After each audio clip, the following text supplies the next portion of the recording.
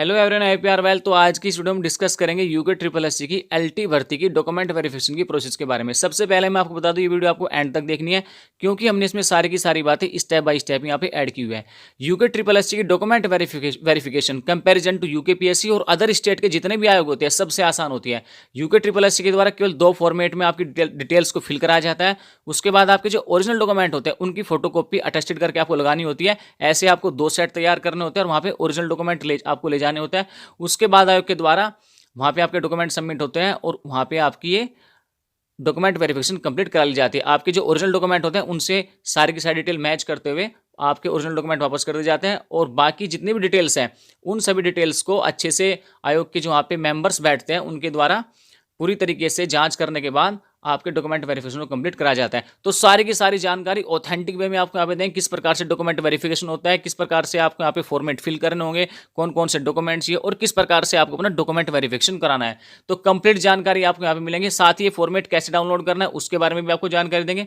सबसे पहले आप यहाँ पे देख सकते हैं, यहाँ पे 2 फॉर्मेट है। ये फॉर्मेट 1 है। फॉर्मेट 1 है आपका अभिलेख सत्यापन में उपस्थिति हेतु औपबंधिक प्रवेश पत्र। उसके बाद है आपका फॉर्मेट 2।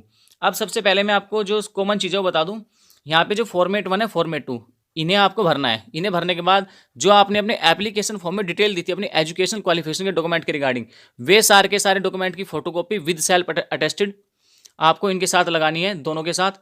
इसके बाद एक सेट हो गया। इसके बाद एक सेट आपको ऐसा ही तैयार करना है। उसके साथ आपको 4 पासपोर्ट साइज के फोटो लेकर जाने हैं और इन पर भी आपको फोटो लगाने हैं। तो आइए डिस्कस करते हैं सबसे पहले फॉर्मेट 1 के बारे में। फॉर्मेट 1 है आपका अभिलेख सत्यापन में उपस्थिति हेतु औपबंधिक प्रवेश पत्र। सबसे पहले यहाँ पे आएगा चयनित पद का नाम। देखिए यहाँ पे आपको उसको हिंदी में ही फिल करना है। इंग्लिश में आप केवल इतना कर सकते हैं कि जो अभ्यर्थी का नाम है उसे हिंदी में लिख के ओब्लिक करके उसे इंग्लिश में लिख सकते हैं। बाकी आपको सारी डिटेल्स यहाँ पे हिंदी में ही फिल करनी है। सबसे पहले चयनित पद का नाम। चयनित पद में आपका आएगा सहायक अध्यापक एलटी। उसके बाद पद कोड आपको नोटिफिकेशन में से मिल जाएगा या आपके एप्लीकेशन फॉर्म में से मिल जाएगा। उसके बाद अभ्यर्थी का नाम आपको यहाँ पे लिखना है हिंदी में लिख के, उसके साथ ओब्लिक करके आप इंग्लिश में लिख सकते हो। इतना कर सकते हो बस। पिता का नाम आपको लिखना है। लिखित परीक्षा का अनुक्रमांक आपको यहाँ पे लिखना है। टंकण क्रमांक आपका कुछ नहीं है, आपको उसको छोड़ देना है। चयनित श्रेष्ठता सूची क्रमांक आपका होगा लेफ्ट हैंड साइड में 1 2 3 4 5 6 7 8 9 10 ये लिखना है आपको। यहाँ पे आपको अपनी रैंक नहीं लिखनी है बल्कि आपको अपना सीरियल क्रमांक लिखना है। और यूके ट्रिपल एस सी में जो डॉक्यूमेंट वेरिफिकेशन होता है वो सीरियल क्रमांक के आधार पर ही होता है।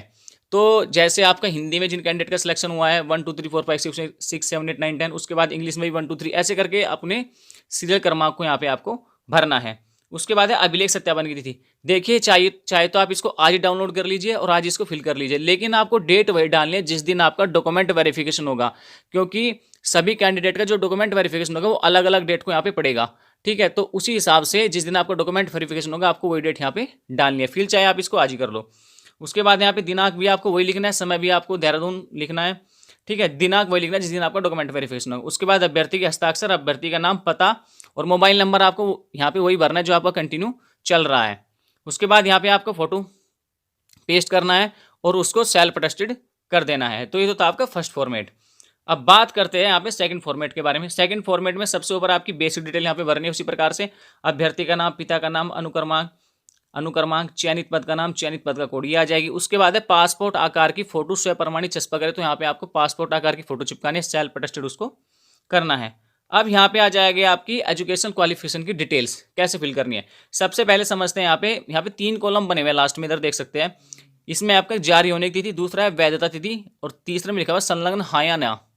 तो यहाँ पे देखिए जो आपके एजुकेशन क्वालिफिकेशन डॉक्यूमेंट होते हैं उनकी जारी होने की तिथि तो होती है, लेकिन वैधता तिथि उनकी लाइफ टाइम होती है, यानी कि जब तक आप हो तब तक आपके एजुकेशन क्वालिफिकेशन के जो डॉक्यूमेंट है उनकी वैलिडिटी है। ठीक है, तो वैधता तिथि में आपको डैश मारना है जो आपके एजुकेशन क्वालिफिकेशन के डॉक्यूमेंट होंगे। लेकिन जैसा आपका आय प्रमाण पत्र होगा या ड्राइविंग लाइसेंस, जो इस प्रकार के डॉक्यूमेंट है जिनकी वैधता तिथि होती है, निश्चित वैधता तिथि होती है, तो उनमें आपको वैधता तिथि भरनी होगी। उसके बाद इनकी आप फोटोकॉपी लगाओगे तो सब में आपका हाँ आपको लिखना है। सबसे पहले यहाँ पे देख लेते हैं हाई स्कूल की अंक तालिका और प्रमाण पत्र। देखिए पहले क्या था कि मार्कशीट और आपकी जो आपका सर्टिफिकेट था 10th का वो अलग अलग आता था। तो 10th के सर्टिफिकेट में आपको डेट मिल जाएगी आपकी जारी होने की, साथ ही आपको वहाँ से जारी होने की डेट यहाँ पे लिखनी है। आपको वैधता तिथि में आपको डैश मारना है, डैश लगाना है। और अंक तालिका की भी डेट वही होगी जो आपके 10th के सर्टिफिकेट में होगी, अलग से कोई डेट नहीं होगी। कई बार टीचर जो साइन करते हैं ना चेकर पे और वहाँ लिख देते हैं, वो डेट नहीं लिखनी है आपको वो डेट लिखनी है जो आपके 10th के सर्टिफिकेट पे होगी, जो बोर्ड से आता है। तो वही डेट आपको अंक तालिका में लिखनी है और वही डेट आपको प्रमाण पत्र में लिखनी है जारी होने में, और वैधता तिथि में आपको डैश लगाना है और संलग्न में लिखना है हाँ। इसी प्रकार से आपको इंटर वाले में भी करना है, इसी प्रकार से आपको स्नातक वाले में भी करना है, प्रथम वर्ष, द्वितीय वर्ष, तृतीय वर्ष। उसके बाद आपको स्नातक उपाधि आपकी कब जारी हुई और वैधता तिथि में डैश लगाना है और संलग्न में लिखना है हाँ। इन सब की फोटोकॉपी लेगी और इन सब के ओरिजिनल डॉक्यूमेंट भी आपको साथ में लेकर जाने हैं। उसके बाद आ जाता है आपका बीएड आपने किया हुआ होगा तो यहाँ पे लेकिन लिखा हुआ है डिप्लोमा तकनीकी डिग्री, इसको तो यहाँ पे कोई इशू नहीं होगा। आप चाहे तो यहाँ पे जो तकनीकी डिग्री लिखा हुआ है तो यहाँ पे स्लैश करके आप बीएड भी लिख सकते हो, डिप्लोमा तकनीकी डिग्री ऑब्लिक बीएड। अब जैसे बीएड पहले 1 वर्ष का था तो 1 वर्ष वाले यहाँ पे प्रथम वर्ष में उसकी जारी होने की तिथि वैधता तिथि में डैश लगेंगे और संलग्न में लिखेंगे यहाँ। लेकिन अगर जब बीएड 2 साल का, जिनके पास बीएड 2 साल का है वे प्रथम वर्ष द्वितीय वर्ष में लगा सकते हैं, जारी होने की तिथि लिखेंगे प्रथम वर्ष द्वितीय वर्ष में और वैधता तिथि में डैश लगाएंगे और संलग्न में लिखेंगे यहाँ। अगर आपका सेमेस्टर वाइज है तो प्रथम सेमेस्टर, द्वितीय सेमेस्टर, तृतीय सेमेस्टर और चतुर्थ सेमेस्टर में जारी होने की अंक तालिका की जारी होने की तिथि और वैधता तिथि में डैश लगाएंगे और संलग्न में लिखेंगे हाँ। तो ऐसे आपको भरना है। उसी प्रकार से सीरियल नंबर 6 में देखिए आप डिप्लोमा तकनीकी डिग्री प्रमाण पत्र, यहाँ पे ओब्लिक करके आप बीएड कर लीजिए।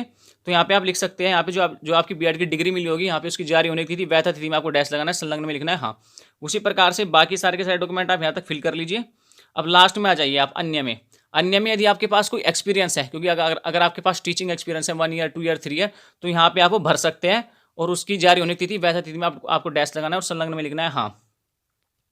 उसके बाद है आपका एक चीज मैं आपको यहाँ बताऊँ, जो 13 है पहचान पत्र, जो आवेदन पत्र में भरा हो, जैसे आधार कार्ड की अगर जारी होने की तिथि आपके पास है तो ठीक है, नहीं है तो कोई बात नहीं, ऐसा कोई इशू वहाँ पे होने वाला नहीं है। क्योंकि जब आधार कार्ड स्टार्टिंग में आता है, जो पोस्ट ऑफिस से आता है वहाँ से आपको उसको जारी होने की तिथि मिल सकती है। लेकिन अभी जैसे आपके पास आधार कार्ड होगा उसकी जारी होने की तिथि नहीं होगी।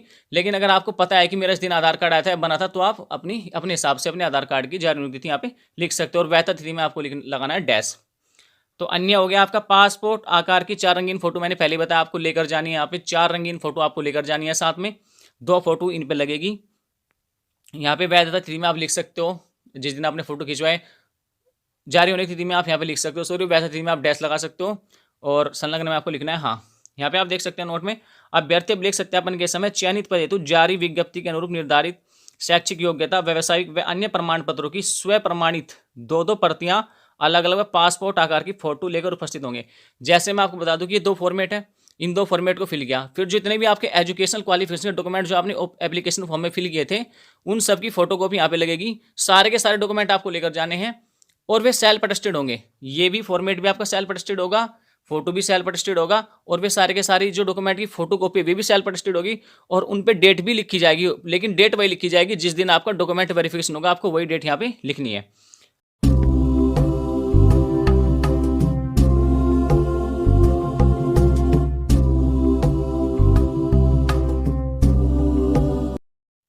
तो सबसे पहले आपको यूके ट्रिपल एस की ऑफिशियल वेबसाइट पर आ जाना है। ऑफिशियल वेबसाइट पर आने के बाद स्क्रॉल करते हुए नीचे आपको यहाँ पे आना है एग्जाम्स और रिक्रूटमेंट्स में। लेफ्ट हैंड साइड में आप देख सकते हैं एग्जाम्स और रिक्रूटमेंट्स, इस पर आपको टैप करना है। जैसे आप इस पर टैप करोगे तो आपका नेक्स्ट पेज ओपन हो जाएगा आपका एग्जाम्स रिक्रूटमेंट्स के लिए। तो आपको स्क्रॉल करते हुए नीचे आना है और नीचे चलना है थोड़ा, जहाँ पे काफ़ी सारे लिंक दिए हुए हैं एलटी भर्ती के संबंध में।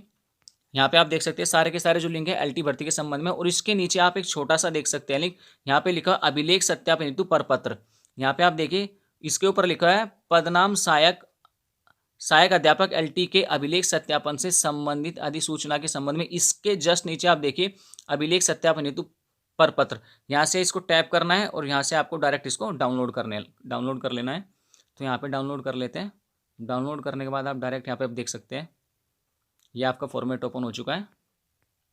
तो ये है आपका फॉर्मेट। तो इस प्रकार से आप ऑफिशियल वेबसाइट से डाउनलोड कर सकते हैं और वीडियो के डिस्क्रिप्शन बॉक्स में यहाँ पे डी फॉर्मेट का लिंक दिया है, तो वहाँ से भी जाके आप डायरेक्ट डाउनलोड कर सकते हैं। तो ये थी स्टूडियो में कुछ जानकारी, आगे इसी प्रकार की जानकारी आपको मिलती रहेगी। तो आज की वीडियो में बस इतना ही, तब तक के लिए wish all the best, thank you.